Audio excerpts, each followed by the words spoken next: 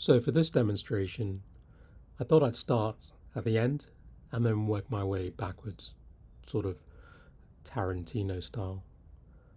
I just finished deploying PPDM and DDVE into AWS, and I'm going to bring them up for the first time or connect for the first time. And what I'm going to do is connect DDVE to PPDM. So here we can see my instances in AWS, my Windows jump host, and then PPDM and DDVE, the appliances, which I've got installed. I also built a few Linux jump hosts just for testing as well. Here's my VPC setup, and then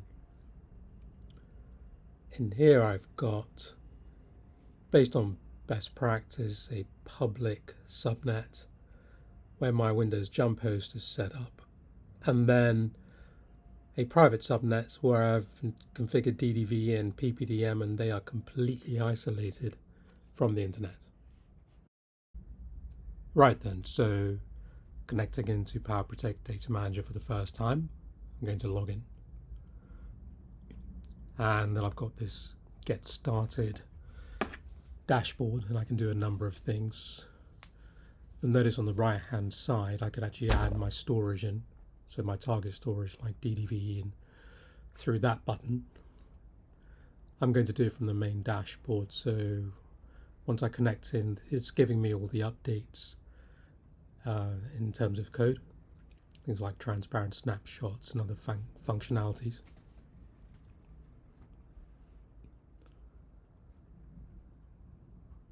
And then here I've got the dashboard, which tells me the health of the system, the assets, so what I want to back up, for example, virtual machines or file system or Kubernetes. So I need to add those components in. Let's go back here again. So if I'm going to configure storage, and here I'm going to add in my DDVE target system. Put in the host name, and then the credentials I've got configured on the DDVE system, which I'd actually have to remember. So I'm just going to go back into DDVE, log in, make sure my credentials are okay, and they were. And then I'm going to flick back to PPDM and put in those credentials here. So I'll add the credentials here from DDVE. Already tested those, so I know they work. I'm going to verify the certificate I receive, and 400 failure. Now that actually was a problem, and did take me a little while to figure out, but in the end it was a security group where I've got to set up which ports are allowed in or out, and it does actually list this particular port that's required, which you'll see in the next screen. So 3009. Okay, now that port's open, it's accepted the certificate, all good.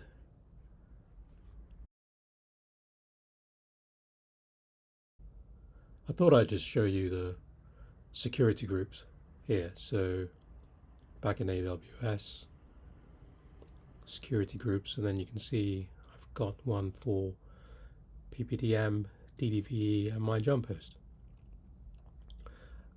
The DDVE group here, so you can see I've got inbound rules and outbound rules, and then that particular port. And then I'm just also going to have a look at the security group for PPDM. This group was actually built for me by CloudFormation. You can see it's very specific on the ports for the inbound and outbound rules. So, and we will look at this later on. You'll notice that last security group for DDVE I built, and I also had an all rule which didn't actually work for that problem. But the one built by CloudFormation was very specific. Right, so back into PPDM, And you can see now DDVE has been added as my storage target into PPDM. And so what that means is I can now start creating assets and backing up various components and sending those to my DDVE target. If I go to the dashboard in PPDM, I can see there space optimization, and I can see DDVE, my storage target. Just looking here as well, I can see the host name, the model, the version.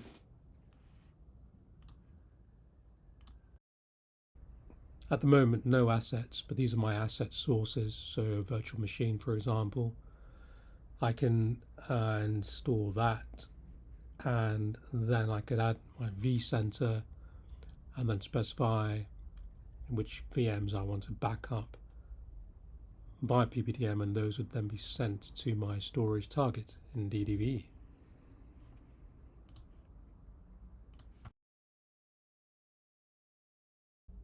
So as a summary there, we've looked at the completed installation of PPDM and DDVE within AWS. And what I've done is added my DDVE as a storage target into PPDM. I also had a look at security groups, as I did have a problem related to that earlier on.